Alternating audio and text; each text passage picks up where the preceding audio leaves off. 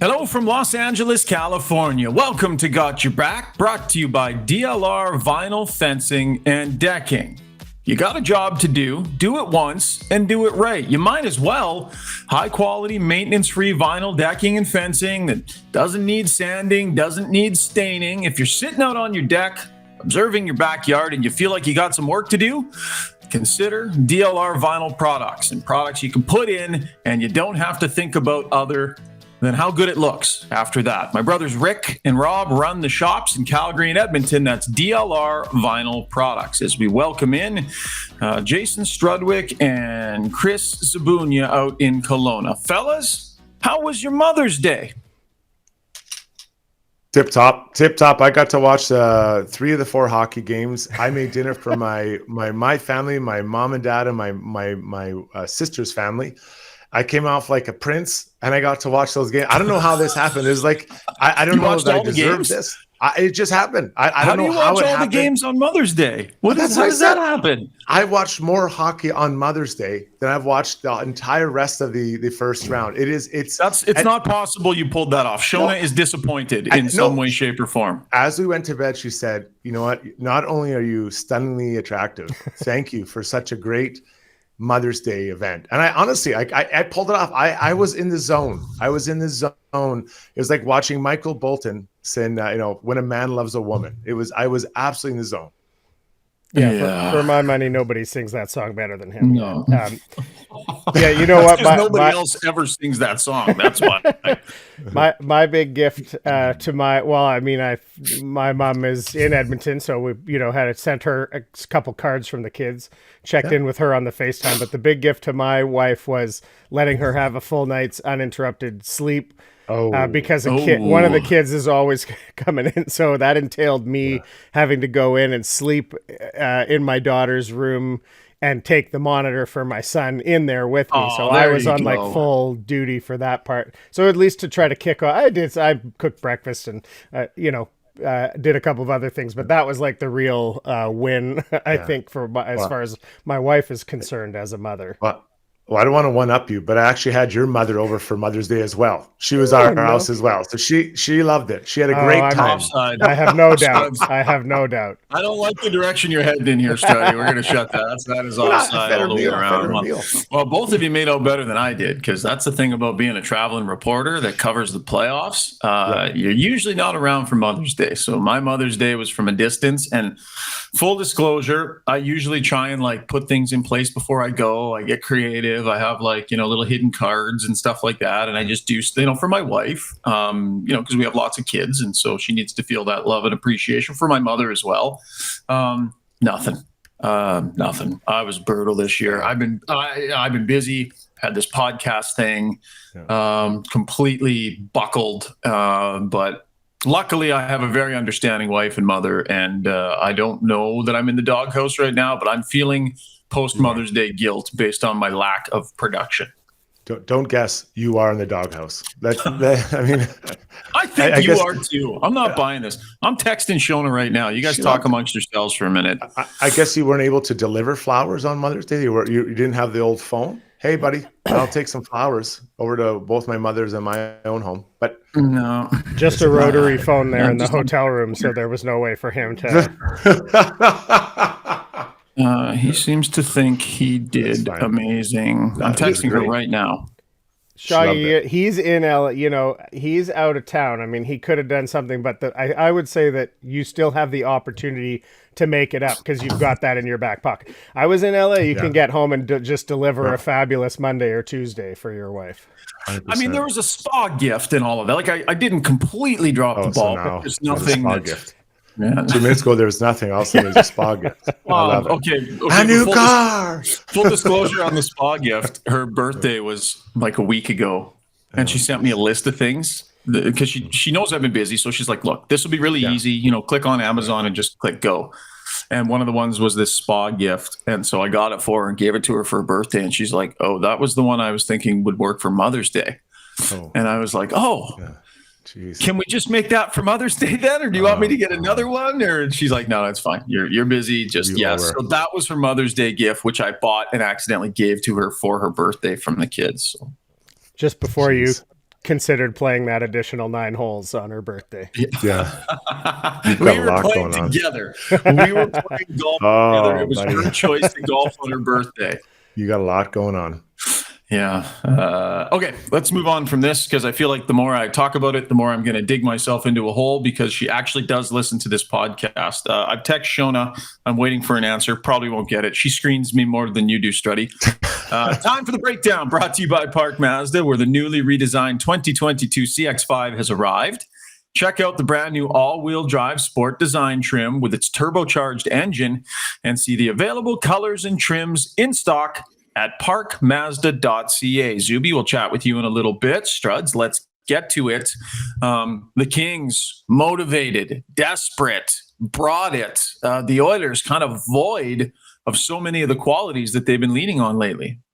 I thought the Kings played that game like as an elimination game for them. They came out and they were all over their intensity, and people are going to say, well, how do you quantify that? You quantify that by the way they're winning puck battles. I thought they were all over the Oilers, and Oilers, I thought they were surprised by the level that the Kings got to. You got to look at it. The last 2 games that the Oilers have had their way with the Kings. Their coach was pissed off after the game 3 thrashing at the hands of the Oilers, and their team responded to it. They came out and the Oilers were not prepared for it. They were not ready. The physicality, just all over the ice, the way that the Kings came at the Oilers, they weren't ready. I thought if you could get through that first period down 1-0, they might be okay. But that second goal, that one hurt. That one really hurt, and kind of in the way in which it went in. And I understand what Duncan Keefe's trying to do. He thinks it's a slap pass, which I think it was. He's not able to. It was kind of in between. He didn't stop it, and he kind of didn't let it go. And it goes in that, and that second goal, that was a tough one. I think they get through. I think because the second period's Oilers have been very strong in this series. They kind of got it going, but you're down 2-0.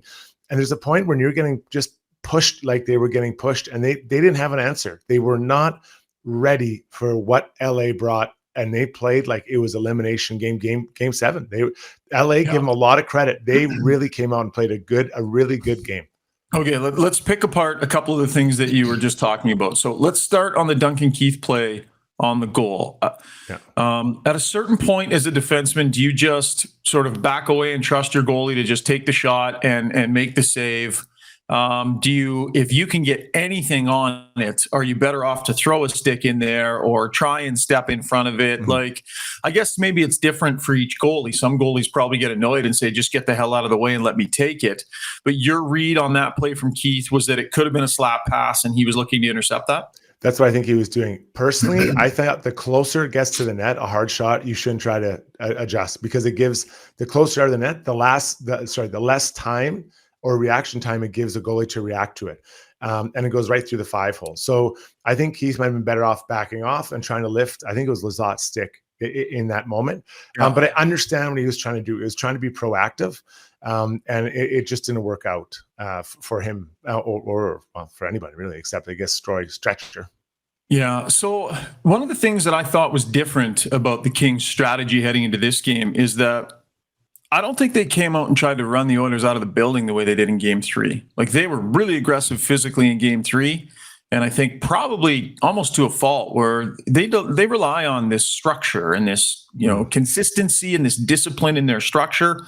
And I thought that they did a better job in Game 4 of being physical, but also combining a little bit of discipline in their structure. And I thought that they were more difficult to come through the neutral zone on.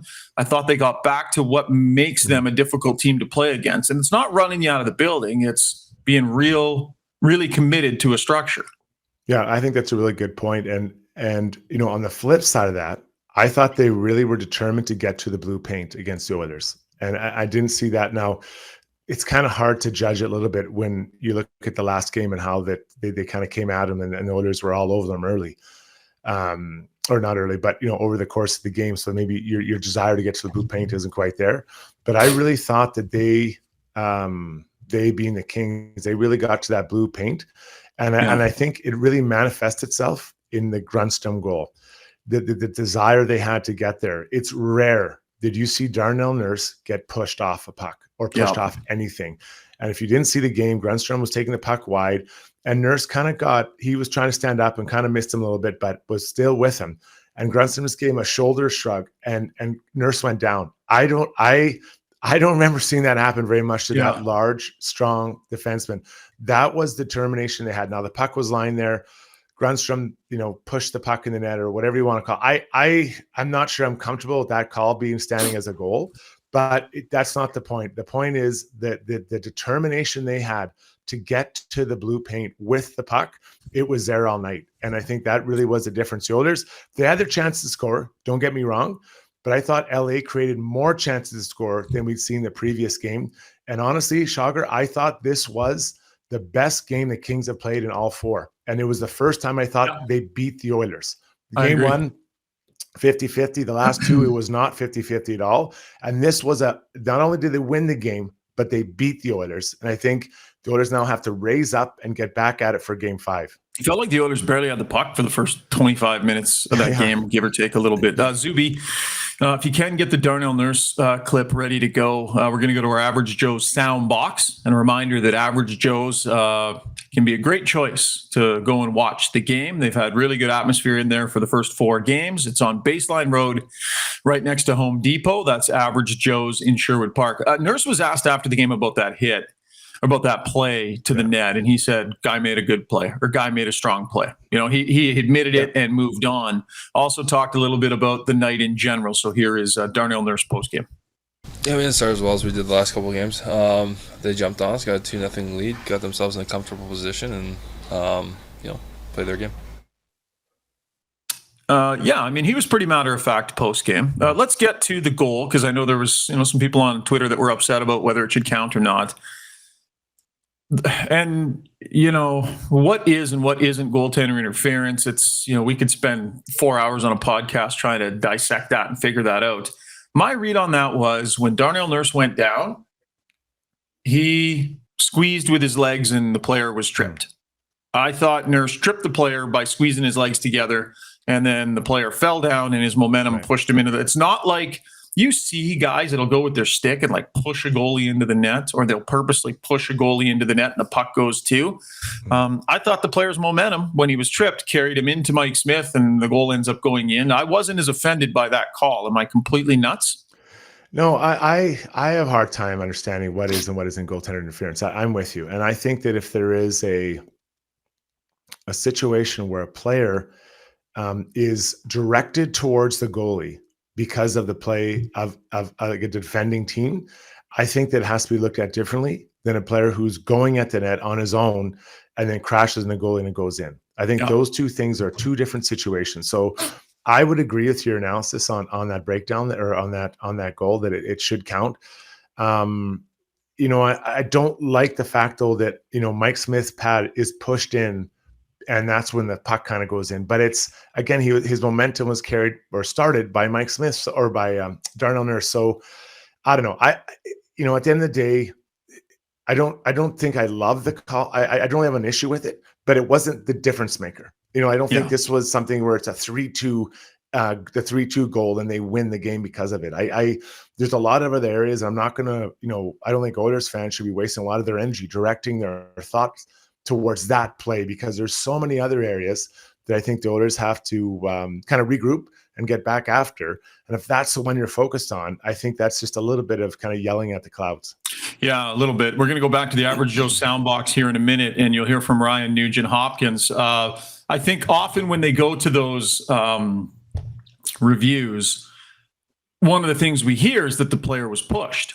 Right, we hear that the player was pushed into the netminder, and so while this wasn't necessarily a direct push, it was a trip that I think caused him to go into the goaltender. So it's different than a push, but I think that same fundamental principle applies. If a player is doing it on his own accord with his own momentum, trying to affect the goaltender's positioning, then I think, they have to crack down on those. I saw a few people from the goaltenders union, Gager chimed in, and some people that didn't like it because they feel like goalies need to be protected a little bit. And I completely respect that. I mean, he's had to stand in there, but I do think that what your teammates do matters. And if your teammates cause those guys to come barreling into you, I think the rules are pretty clear on that. Let's listen to Ryan Nugent-Hopkins post game as we go back to our Average Joe soundbox. We were losing puck battles early and letting them get to our net a little too easy, and they put pucks on net and they worked, and we didn't respond well enough early, and that's a tough team to come back on. So, we got to learn from this and move on to Game 5 at home. I think a lot of what he's saying, Struds, 5-on-5, we could take all of those same things and just drop them right onto the head of all the power play guys too. The symptoms that they had in their 5-on-5 game, I thought showed up in their power play as well, because their power play had a chance to keep them in that game or to get them back into that game. And it's not very often that the Oiler power play saps their momentum. And I thought that's what it did a couple times last night. So I look at it from the other side.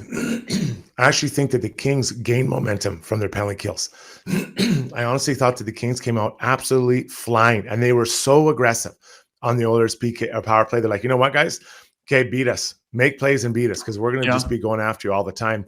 And I can't remember which penalty kill they had, but I don't know if the Oilers even got set up or if they even got a shot. Stole it and went down the ice at one time or created the rush the other way. Like, they actually gave stuff up on their power play. It was amazing. The pressure they put on. And again, the Oilers weren't quite ready. I think that the Oilers, and it's not fair to say they weren't ready to play. I think that they were surprised by the level of push that the Kings brought in all their areas of the game. The power play, the penalty kill, and specifically the 5-on-5, they were all over the place out there. And then we saw a nice rebound game from Jonathan Quick. Jonathan Quick had a good game. I thought he had a great first game. They won. Second, third, I think the Oilers played well, and I don't think Quick was at his best. Then last night, you saw Jonathan Quick being, again, a very, very good goalie, making some key saves. And there was a number of times the Oilers could have scored, because I didn't think the chances were that unbalanced. I didn't think that they was like way slanted towards the Kings. Mike Smith kept the Oilers in it as well, made some good saves, made a lot of saves. But I thought the chances weren't that unequal. So Quick had to be really good for the whole game, obviously, to get a shutout. But next game, I'm looking for an Oilers group that's going to come out motivated, pissed off, and frankly, a little embarrassed. I don't think that they have found their game early yet. Like, I don't think the Oilers have started great in this series. I know that they jumped up and grabbed the lead in 2 and 3, but the game that they want to play, that like high pressure, get the thing cycling, generate off the rush, like that speedy game, it feels like they're backing their way into these games. And if there's one area that I think they could really do well to improve, it would be asserting themselves earlier and not kind of waiting, because I just don't think they've been a very good starting team this series. And I think we saw a lot of that during the regular season, but some of that had kind of disappeared towards the end of the year. Well, it's back. It's not a great trait that this team has. As I was preparing my incredible Mother's Day meal for 3 mothers here in my home, my mom asked me what the key to the game was. I said, scoring first. I think the Oilers have to score first, and the Kings are different. When they score first, I think they get a little energy and they feel better about themselves.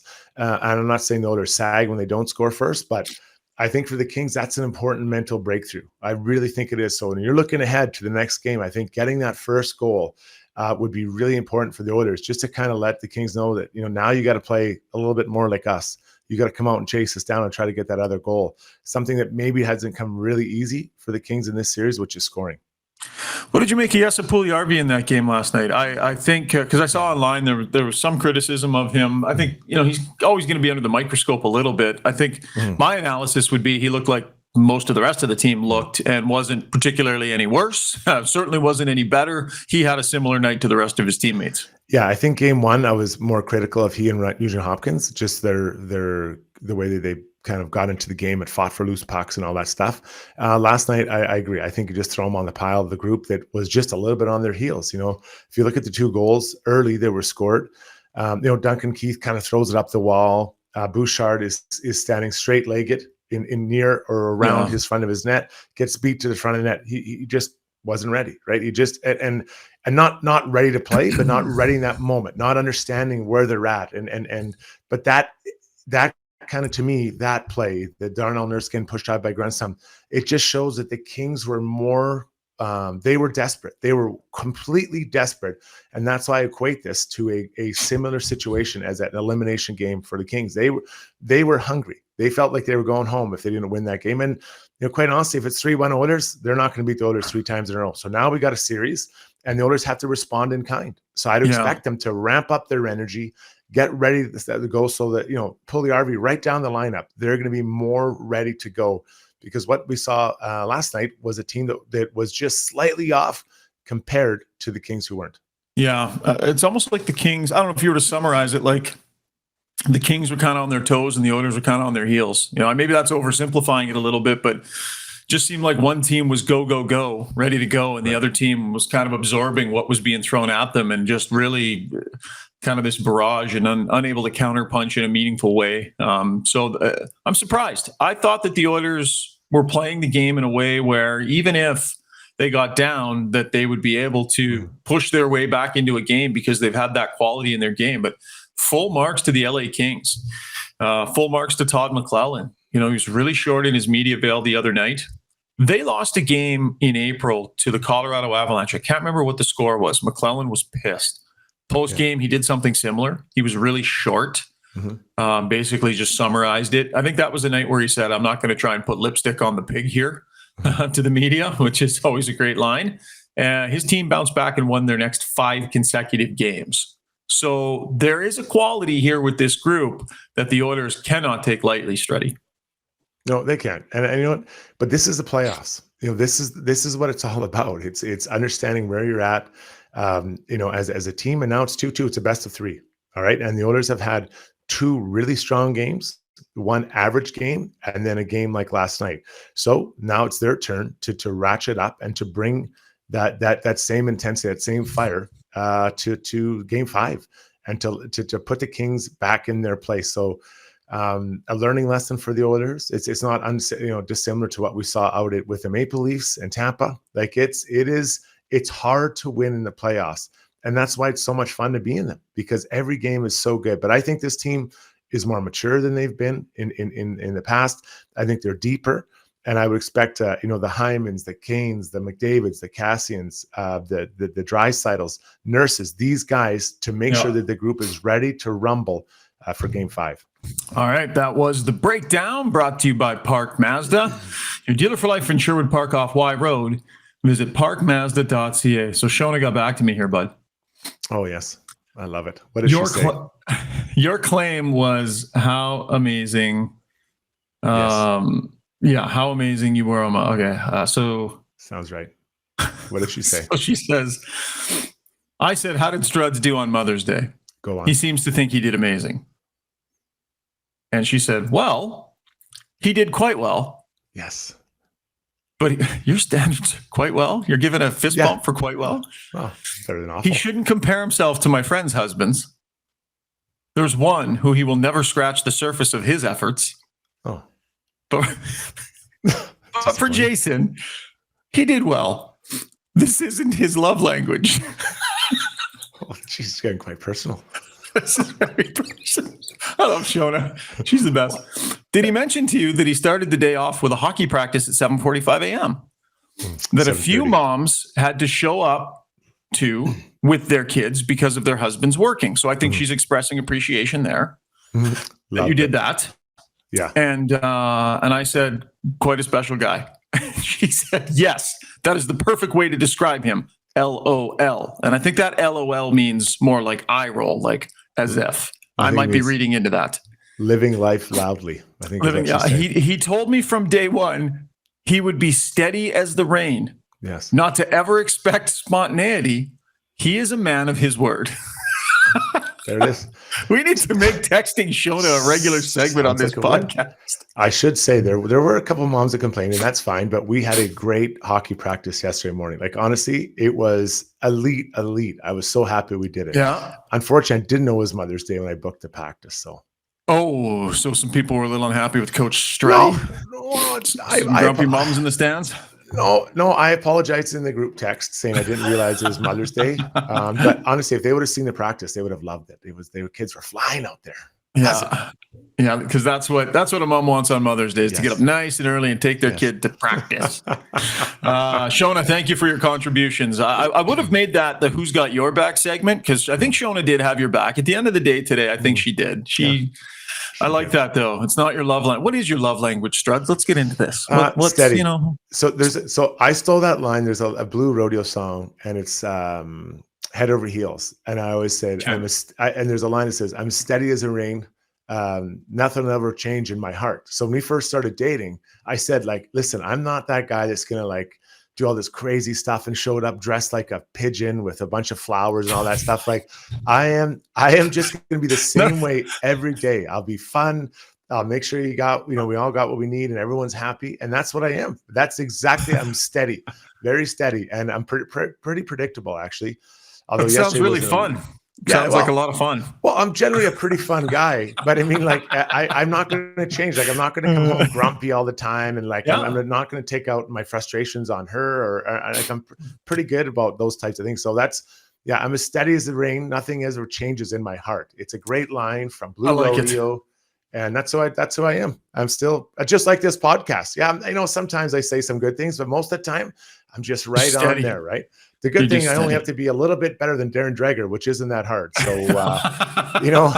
and you show up so you already got Duthie beat because you show up to work. Oh, yeah. And you show up on time, so you got Zuby beat. Zuby don't sleep in. So you are the heartbeat of this podcast. Yeah, you are steady, Struddy. I think that'll be your new nickname, thanks to Shona. Steady, not great, but steady. Something needs to be said for. I'm the Charlie Huddy of the podcast world. That's who you are, Struds. Yeah. You are thoroughly. Adequate. That's it. That's exactly it. I'll take that. I love that. I'm happy to be adequate. By the way, none of us are dressing up like pigeons. Like us romantics, if maybe we are guys that tend to do nobody dresses up like a pigeon and dances around. Like, I'm not sure what vision you have of what other people are up to. Again, not the best idea what I said there, but whatever. That sounds like you're watching too much Bachelor, maybe. I think on The Bachelor, they show up dressed like a pigeon. I know. I sometimes I get on these roles, and you have to roll with it. You have to understand the vision I had. Maybe something sexier, a mankini or something, dressed in a mankini. Top of your head, too, the pigeon thing. I don't know. I thought that was pretty good. Yeah, I'm not that guy dressing up like a pigeon. Nothing says sexy like a pigeon. We love you, steady Struddy. All right, thanks, guys. Good stuff. Zuby and I will be back with Who's Got Your Back after the break. You're listening to Got Your Back, presented by DLR Vinyl Products. Steady show today, Struddy. Steady.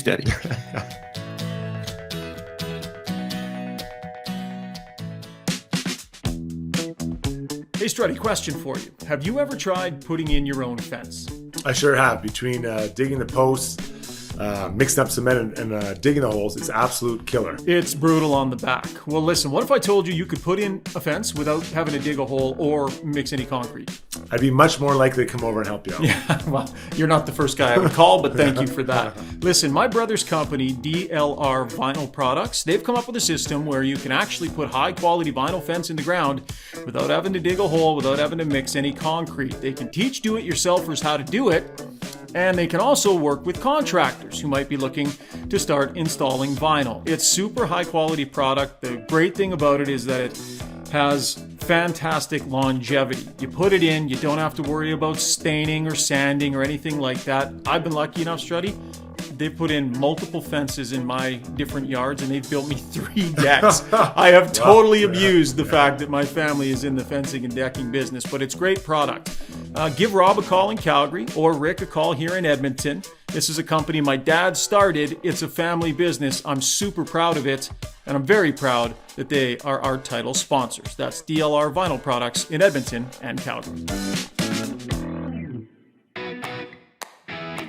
Hey, it's Ryan Rishaug. While many are feeling the sting of inventory shortages, Park Mazda has you covered. They've got new Mazdas arriving every month, including the redesigned 22CX-5 in whatever color you're looking for.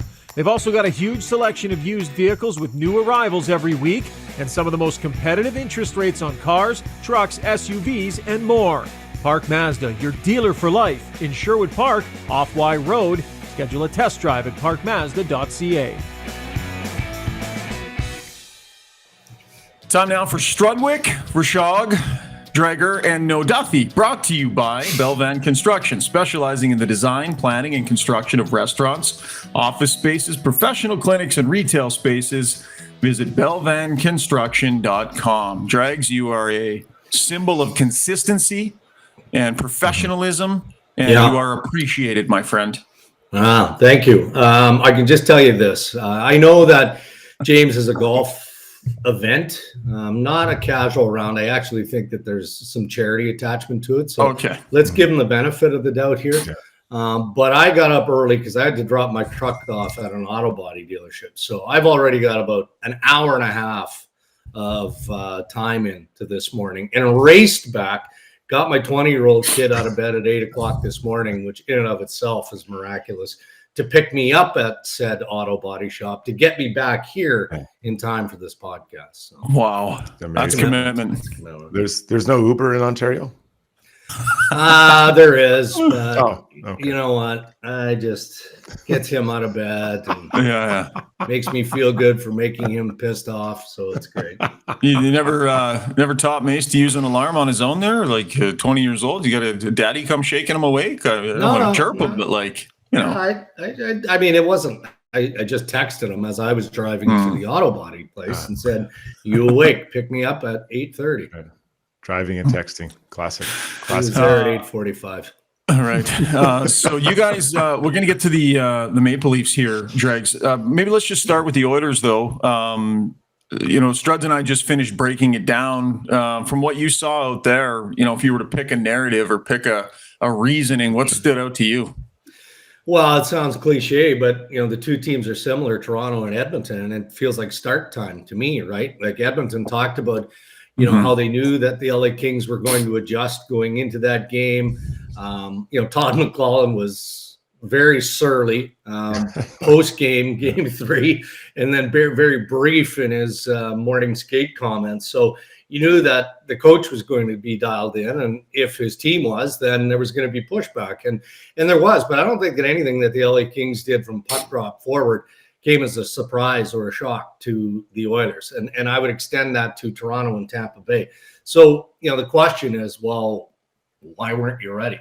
If you knew that was the game that you should expect from the Los Angeles Kings, why weren't you ready for it? I mean, there didn't look to me to be a whole lot of compete, at least early on. I think that, the blood pressure started to elevate as the game, pushed and the LA Kings took it over. But that must be frustrating from a coaching perspective when you're just seemingly not ready to go from the drop of the puck. Dregs, I watched both games, Leafs and the Oilers, and I really felt that both Tampa and the Kings were playing like it was an elimination game. Yeah, they came out and both teams got to the blue paint repeatedly, and that was something I didn't see. Specifically to the Kings, they got in that blue paint, and I think it manifests itself on that Grundstrom goal. Yeah, isn't that the beauty though of playoff hockey, right? So you have two teams, in this case, the two Canadian clubs in Edmonton and Toronto, that for whatever reason they're off, and maybe that's because they're waiting to see what's coming back from the LA Kings or the Tampa Bay Lightning. But you do have to give credit, to your point, Struddy, to the Kings and Tampa Bay Lightning, because they know that if they lose that hockey game, they're in tough. They're in real tough going into the final few games of the series. So why wouldn't you expect that LA is going to come out the way that they came out, and the Tampa Bay Lightning are going to start the way that they started? So that is the beauty of playoff hockey, where one team, everything is amplified, right? One team doesn't have its best. The other team damn sure is going to be ready because they know what the consequence might be if they're not.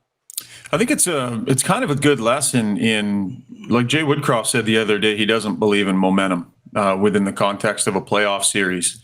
And maybe maybe he's right here, guys, because the momentum, it felt like in this Edmonton series, like the Oilers had kind of found some magical key, score 14 goals in 2 games. And how could they not go out and turn that key again on any given night? But the other team gets a say in it. And I think, in the Leaf series, same thing, like, momentum within a series.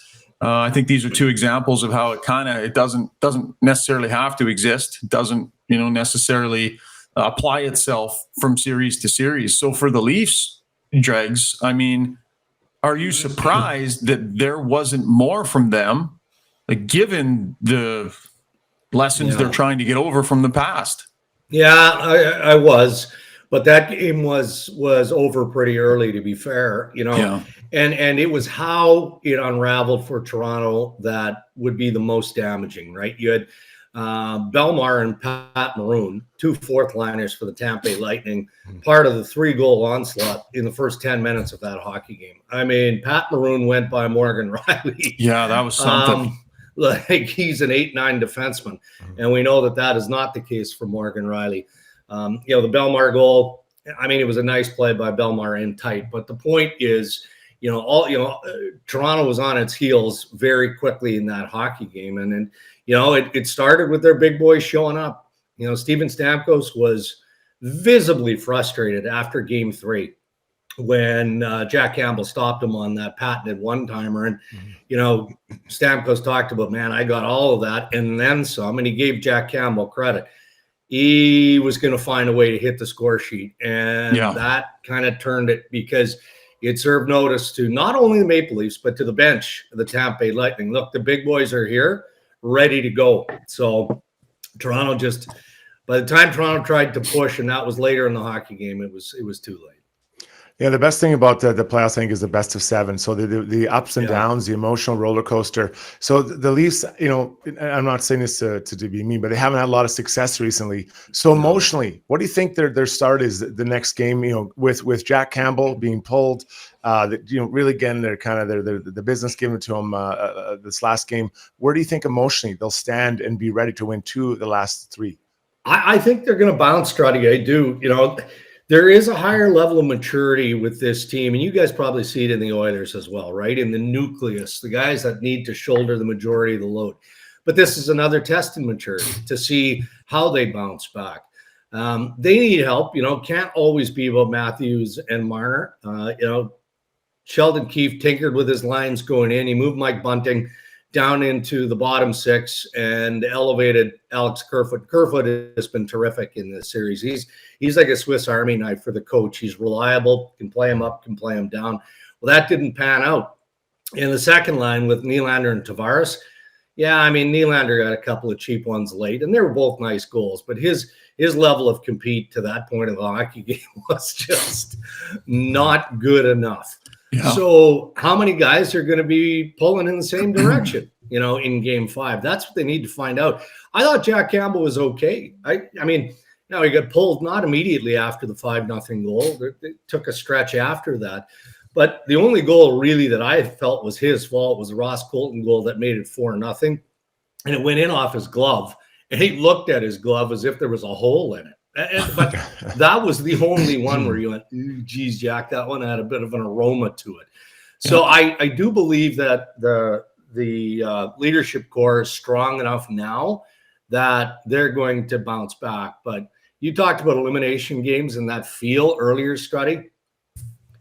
Toronto needs to feel that, right? They need to feel that going into Game 5. It needs to feel that way, because you damn well know that the Lightning, given all of their experience in the last 3 years, they know that they've parked something in the heads of the Toronto Maple Leafs, and I doubt very much that they're going to give less than what they gave in Game 4 and Game 5. I was only able to watch a little bit of it because I was getting ready for the Oiler game and had some TV and radio to do. But I watched the highlights, and then I saw a clip on Twitter, guys, of Nylander. Puck bounces off of his stick, goes into the offensive corner, and it's a one-on-one battle that's presenting itself with him and a defenseman. And he just decides not to engage at all. He just basically made the decision not to put himself at risk in any way, shape, or form, and allowed the other guy to just take the puck and skate away. It was it's called pulling the chute. And I don't tend to, be too hard on guys unless I'm real sure. That was an incredible display of pulling the chute. And I wonder, Dregs, if, was that just situational? Was that just based on score? Is that indicative of a bigger problem? Like, that should resonate within a room, shouldn't it? Like, that can't happen. I would think so. I mean, what needs to be said, maybe what Sheldon Keefe should have done post-game, maybe they did. Just send Willie the clip. You don't have to say anything. Just send him the clip. make them watch it a bunch of times, because that's exactly what I was talking to. And we made a group decision last night in our follow-up and our post-game panel hit to not include it. And it was initially in the pack because Nylander was absent. And the guys in the panel, Pooley and Odog, wondered, why Sheldon Keefe didn't deliver a stern message at that point. And park him, just sit him. Like you're gonna pull the chute, as you say, Ryan, on a play like that, a simple forecheck at this time of year. All right, we've got some depth players that will happily take that ice and run with it. Whether or not it was discussed in the room, we're probably never going to know that. I mean, I'm trying to think of who might say something. Willie's he's an aloof dude. I mean, you see it in how he plays the game, and that's the way he is off ice. So you might be able to remind him and say, what the hell were you doing there? I mean, come on, man, you got to get in the fight here, or we're just not going to win this series. I just don't know how much it would resonate with him. Dregs, there's been a lot of kind of, always goalie interference, and then goals go in or goals don't count. And I want to bring us to the goal last night. Grundstrom, drives the net hard, goes around or fights with Nurse for that space, and kind of dives into Smith. Puck goes in. Do you feel that there's more kind of, I don't know if hitting, but rubbing into the goalie being allowed around the creases that's leading to these goals being not called back, that maybe they've been called back before? Well, the league would say that there isn't, more flexibility in what should be, not an easy call, but a call that is challengeable, as we've seen so many times already in this postseason, but one that the National Hockey League has vowed, they are going to get right as close to 100% of the time. But I'll throw it right back at you guys, because we've seen so many of these challenges.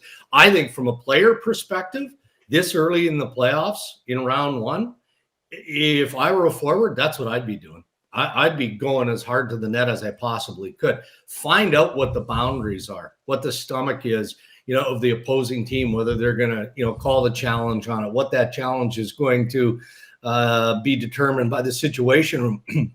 I guess the one thing I struggle with, because I'm asked almost on a weekly basis now, because we see it so many times, do you know what goalie interference is? And I answer the same way. I don't really, because it does seem like there are inconsistencies in ultimately how it's called.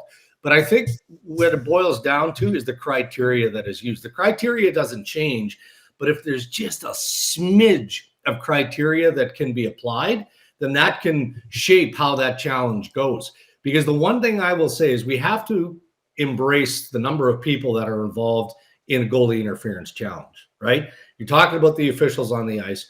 You're talking about the supervising official in the arena. And then you're talking about how many guys in the situation room. Yeah. At least a half a dozen, maybe 7, 8.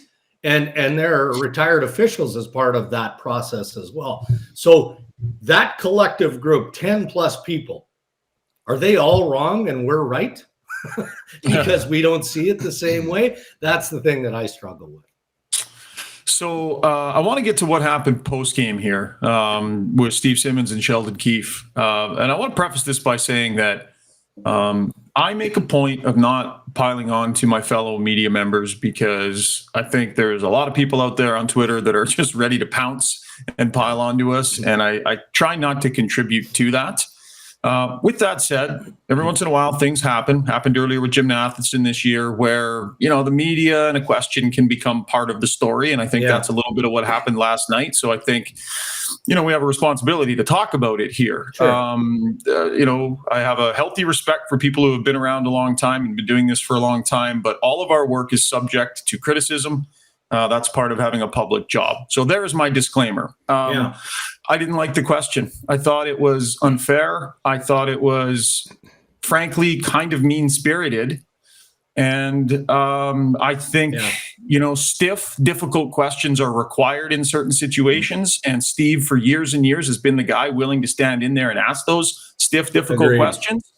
But I think this one got away from him. I don't like the way he phrased it. I think he was unfair to the player put the coach in a difficult position, and I credit Sheldon Keefe for handling it the way he did. Yeah, I'll go first, Dregs. Sorry. So I saw this and I was disgusted. As a former player, I thought it was awful. This is why. If you didn't see the clip, basically he says, why would you start your worst defenseman in a building that's being this loud? And he didn't use a name. So then Keefe answers, well, who's my worst defenseman? And Simmons says, well, Justin Hall.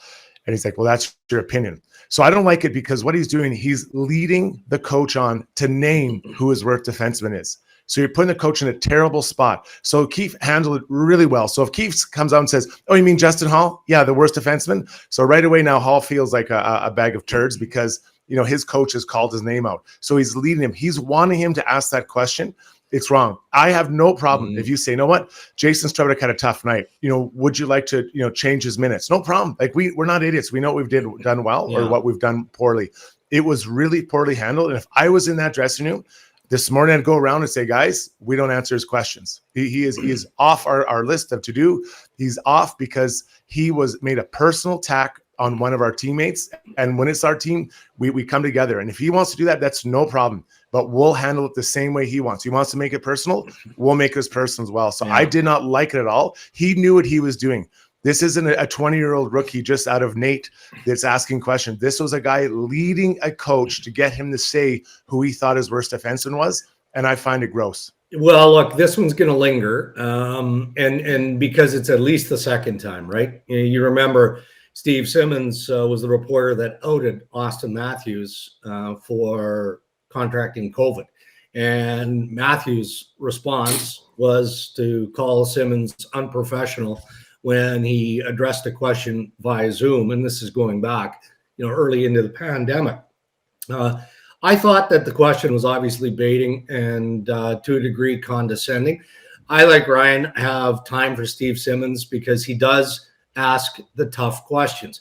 I think it was a fair question, but it wasn't worded properly by any stretch. He could have simply said, look, sure, Justin Hall didn't start this series. We can make a case here, as we have certainly in the second half of the season, that he hasn't played his best.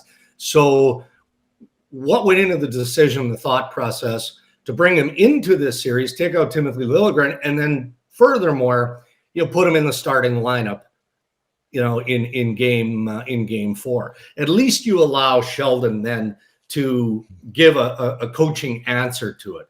He may not like the context of the question because, now he's just talking about lineup decisions that most coaches don't often want to discuss.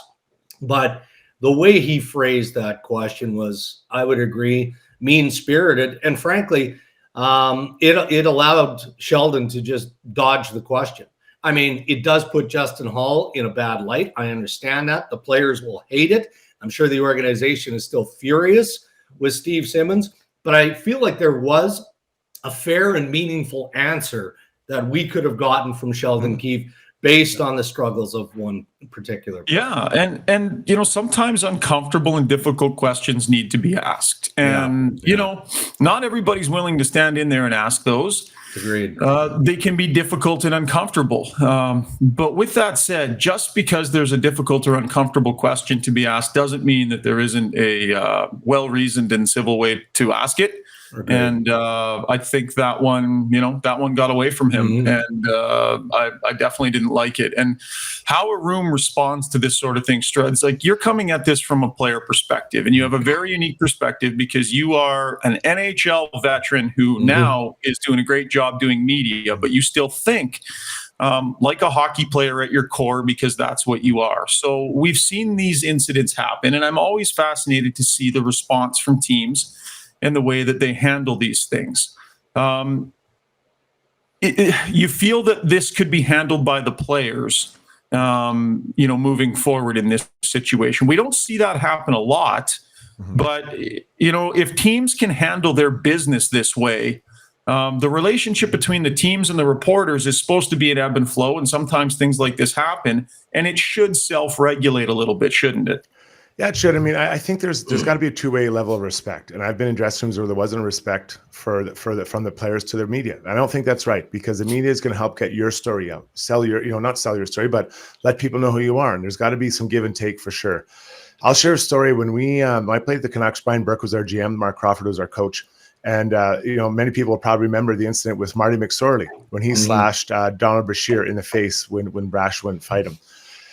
We were pissed. The players, we were pissed. And I remember I charged down the bench and I was ready to tear someone in half. And they were like, that wasn't us. That wasn't like, everyone was just distancing themselves from Marty, including, I think, Pat Burns was the coach, I think, at that time. And so we get on the ice and we're ready to tear people in half. And they're all like, guys, we had nothing to do with this. We didn't tell them to do it and all this stuff. So there's only a few minutes left. We go down to the dressing room and we're pissed. Like we're looking for blood. Every one of us, Marcus Naslin, Todd Bertuzzi, everyone. So it's rare, but a GM came into the dressing room after a regular season game. Brian Burke comes down and he knows we're pissed. And this is before the media's come in. Crawford, Burke, and all of us.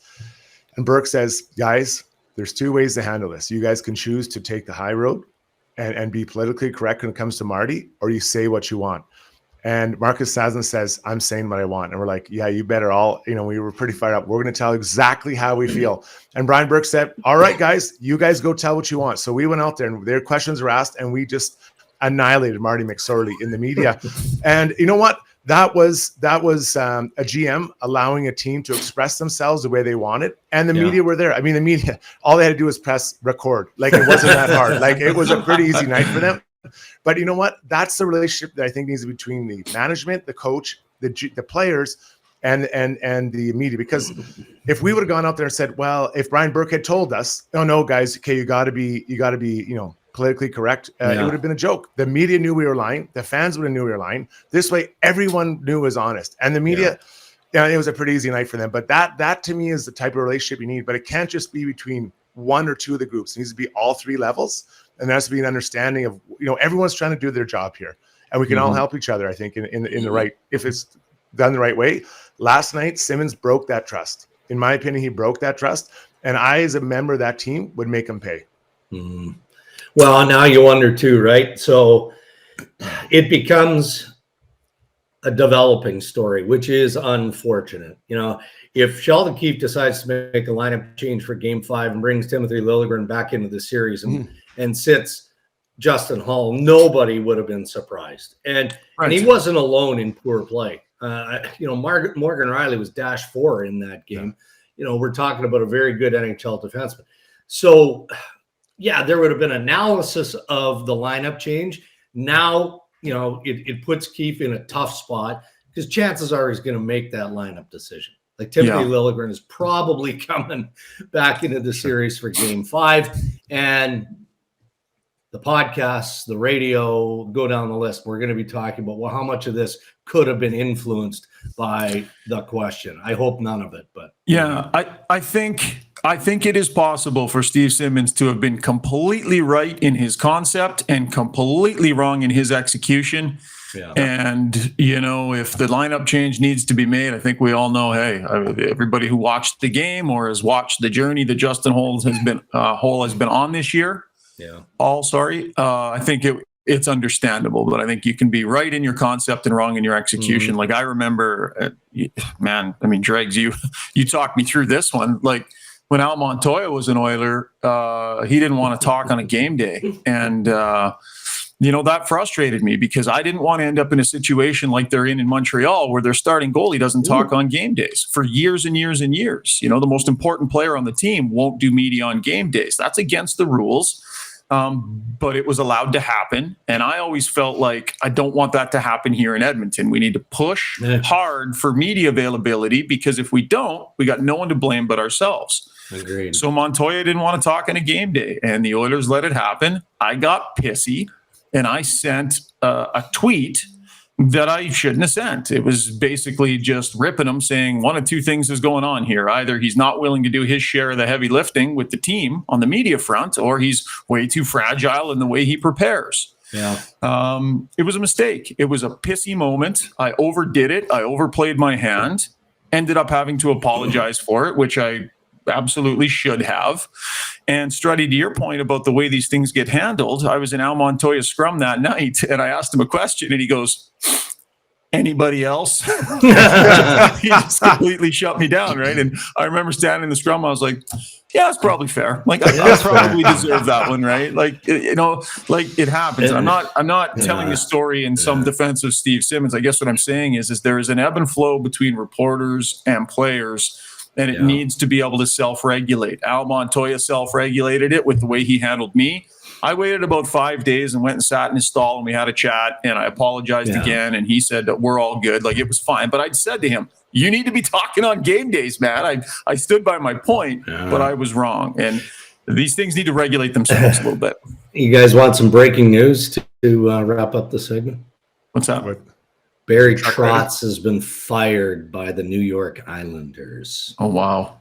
So that's going to be interesting because of all of the coaching vacancies, right? People are going to, he's a Manitoba guy, so people are going to want to connect the possibility that he lands in Winnipeg with the Jets. And I have no doubt that Winnipeg would pursue or at least consider. But someone told me very recently, Barry may do one of two things. He may take a bit of time off, or he has an interest in getting involved in management as opposed to coaching. So, maybe the Jets situation, because of his family, being nearby in Dauphin is a strong enough lure that he considers it. But there's Lou Lamoriello, man, dusting off. I guess it was Barry's part of the problem of the New York Islanders, according to Lou, was Barry Trotz isn't a good enough coach. Wow. Well, what were they? They were 37, 35, and 10. I think one of those teams that people would have said, if they didn't make the playoffs this year, that would have been an underachievement, though. I think that's fair. Hey, Dregs, that was the expectation for this group. Yeah, he's got 1 year left. So, the speculation has been out there for a while, and I think Barry would have felt that, right? Is based on some of the sources that we deal with. But still, until it happens, it's pure speculation. But he's been fired, so it's happened.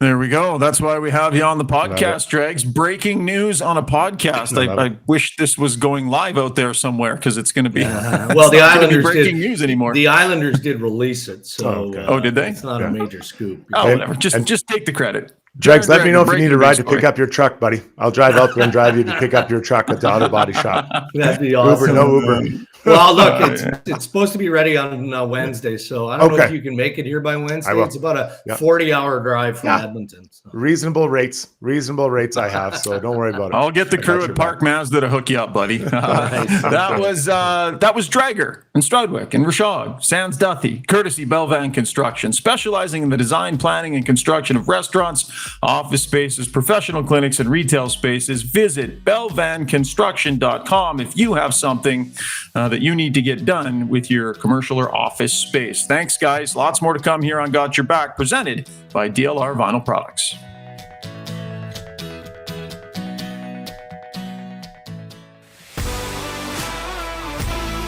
If you're a business owner looking for a general contractor to build or renovate your business, no matter how big or small, Belvan Construction should be your first call.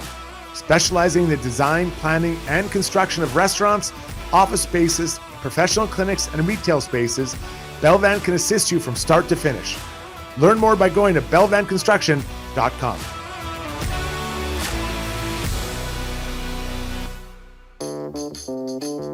Folks, golf season is just around the corner, and I don't know about you, but I am some kind of fired up over it. It's the perfect time to get yourself fitted for new clubs or some great new apparel.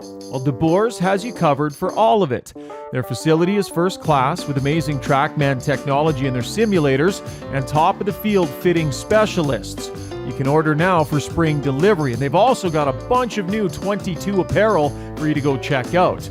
It's a fantastic group down there at DeBoers. The shop has a great positive feel. I highly recommend you check them out on the corner of 53rd Street and 99th Avenue. DeBoers, helping you play better golf since 1999. Average Joe's Sports Bar in Sherwood Park has proudly served the community and supported minor sports in the area for almost 20 years. It's a great gathering place for sports fans. Average Joe's has massive big screen TVs, comfortable seating, and a friendly staff waiting to make your experience anything but average. Come check it out on Baseline Road, right next to Home Depot, or make a reservation by calling 780-417-1113. That's Average Joe's on Baseline Road in Sherwood Park.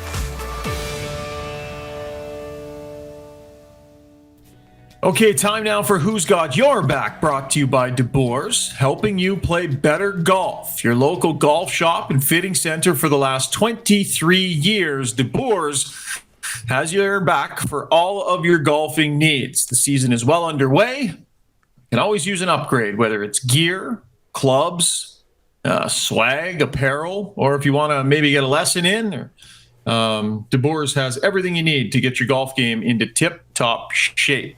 Zuby, we love hearing from our listeners here on the podcast, and because I've been really busy, haven't really had the time to line up guests and such, and that gives us a great opportunity to dig into the Average Joe's inbox. A reminder to folks, gybpod@gmail.com.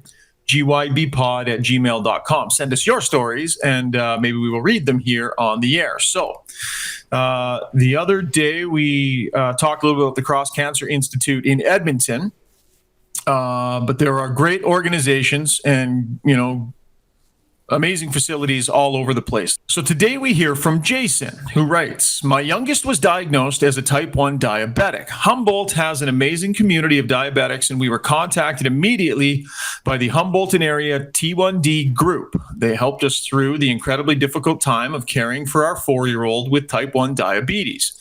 I had to somehow repay the people who had my back when Aubrey was diagnosed. I wanted to raise awareness of what they go through as caregivers and what diabetics living with type 1 go through. But I also wanted to prove that no matter where you are or what struggles you have, you can accomplish anything if your why is big enough. Having a child with a disease that you have to just try to manage, finding an opportunity to cure this disease is the most refreshing feeling as a dad. Over the past number of years, we've been fundraising for JDRF, that's Juvenile Diabetes Research Foundation. And about a year and a half ago, I was reading about Dr. James Chaperio in Edmonton, who's currently in the human trial stage of curing type 1 diabetes. He has been working on this for 35 years and has an effective way to help my daughter. Our website is updated, and we are looking to raise $100,000 this year. Last year, we did $50K, as we will put up the link where you can donate to this cause. Jason, thank you so much for that email. I think that's awesome. Got your back. We'll make a donation to this cause today. We certainly encourage others to do so if you can. So, definitely it's a very common thing out there, Chris. A lot of people deal with this. I definitely have people in my life that I know have dealt with these sorts of things, and another really great charitable endeavor. So we really thank Jason for sharing his story. Yeah, we did some video work when I was out in Vancouver with JDFR, is it JDRF? JDFR. Yep. And yeah, they were awesome to work with, and it's a great cause. And we have very lucky to have children not afflicted with anything like that, and when you see the strength of people, the parents and the kids who have to go through that, I mean, they need people to lean on too, because you can't do it on your own. Yeah, and wanting to give back, right? That's kind of a common theme that we see as people that use different facilities. They want to figure out a way to give back, and it empowers them, and it gives them a purpose, and so they push really hard for these causes because these causes were so meaningful to them. So we absolutely love to see that. And a reminder, send us your Who's Got Your Back story, gybpod@gmail.com. It's been a fun few days here in LA, but the one thing I have to say, kind of my mind is blown as I'm walking around. You would be stunned at the number of Oiler fans that are here. Like, they are everywhere here at downtown LA and at LA Live. Jerseys are everywhere. I've had great conversations with people. I came back from the game last night walking through the hotel. It was 20 minutes getting to the elevator because there were so many Oiler fans and some familiar faces that just wanted to talk hockey, man. The Oiler fans are everywhere. They are. I have some friends who were down there, and actually they were featured in an article. I'm not even sure what the article was, but there was an article talking to a buddy of mine who's down there, and was right behind the bench with his wife, and threw their hats on the ice for for Kaner the other night, and hey, you know what? I was in Seattle because I was living in Vancouver at the time when the Oilers were in the final against Carolina, and it was game 6 back in Edmonton, and we were going to a ball game down in Seattle. I was with a bunch of friends, and I wore an Oilers shirt, and the people at the ballpark in Seattle asked me, what's going on? There was so much Oilers gear in Seattle that day because it was game 6 of the finals, and I had people at the ballpark ask me, why am I seeing that logo? What is that? Yeah. Said, pretty big game tonight. Yeah, it's been all over the place out here in LA, and it's been great to see, and I've really enjoyed those conversations. Really nice meeting people and talking a little bit of hockey here on the road. Great job today, Zuby. Thanks so much, buddy. That'll wrap up the podcast. Big thanks, as always, to all of our sponsors: DLR Vinyl Products, Park Mazda, Belvan Construction, DeBoer's Golf Shop and Fitting Center, and of course, Average Joe's Sports Bar in Sherwood Park. The Oilers squarely punched in the mouth in game number 4. A lot of talk this year about this team being a more mature group, more seasoned, better able to weather the ups and downs. This is a down. Let's see how they weather it back in Edmonton, looking forward to game 5. Thanks for downloading and supporting us to this point, folks. We're continuing to have tons of fun. And what better time than playoff time to be doing this podcast? So we're really excited to keep it going. Looking to drop a couple more here in the days to come. So stick with us. This has been Got Your Back, presented by DLR Vinyl Products. We'll see you back in Edmonton.